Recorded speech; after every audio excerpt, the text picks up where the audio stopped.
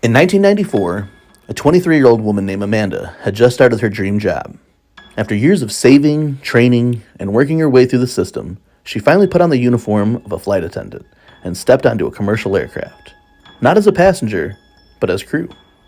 Her name was Amanda Holberg, and on Halloween of that year, she boarded American Eagle Flight 4184, which should have been just another short commuter hop to Chicago.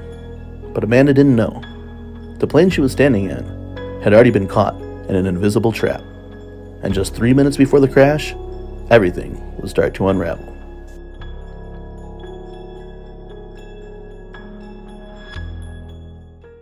It's Halloween, October 31st, 1994.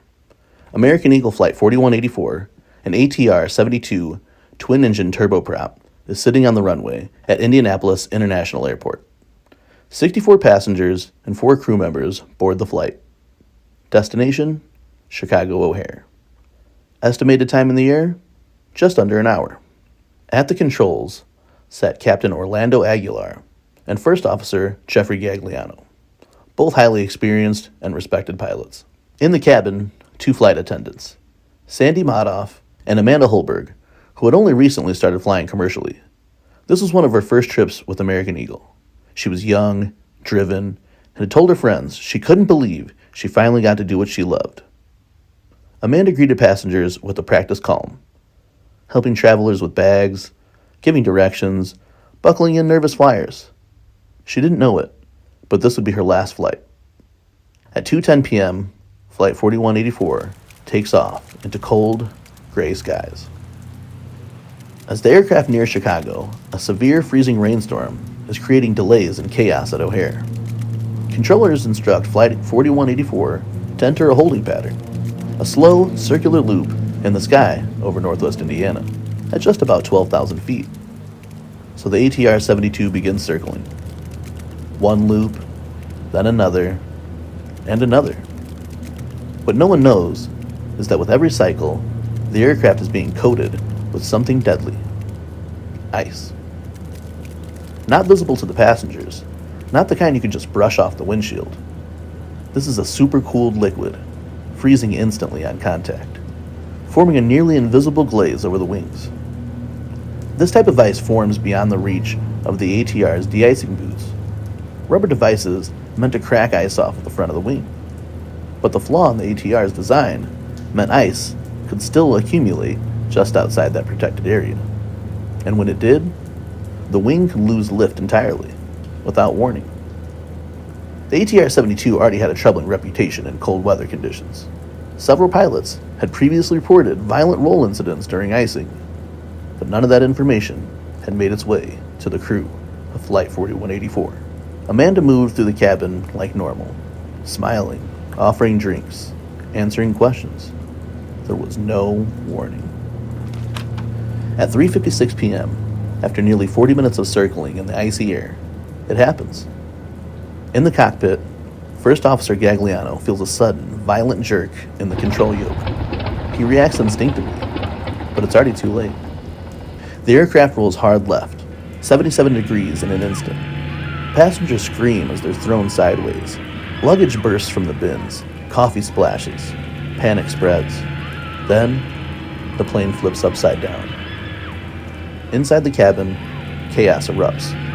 People are lifted out of their seats, hovering weightlessness for a brief, terrifying moment before slamming down again. Overhead compartments shatter.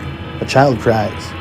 Objects fly through the air. Amanda Holberg, likely still strapped into her jump seat, had no chance to act. No emergency announcement. No time to calm anyone. She, like everyone else, was caught in the grip of something unstoppable. The pilots tried desperately to regain control, but the ice had destroyed the aircraft's ability to fly.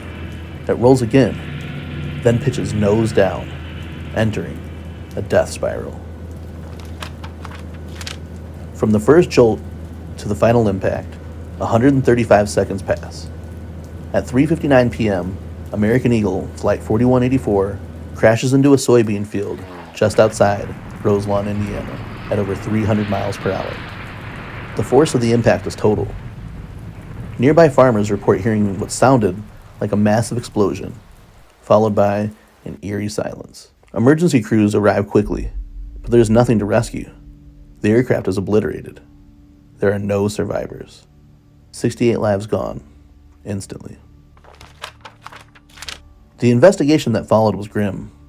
The NTSB determined that ice had built up beyond the reach of the plane's de-icing system, creating an aerodynamic stall that the pilots could not recover from.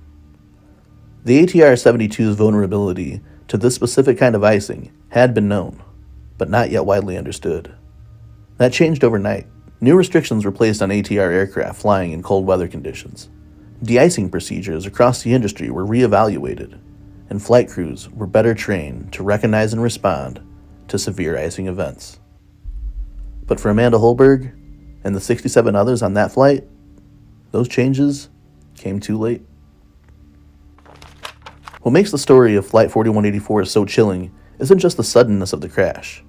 It's the ordinary, quiet moments leading up to it. A young woman excited to start a new job, a short commuter flight, a crew doing everything by the book, a circling pattern in the sky, and then, gone. The field near Rose Lawn was eventually cleared and replanted. There's no crater left.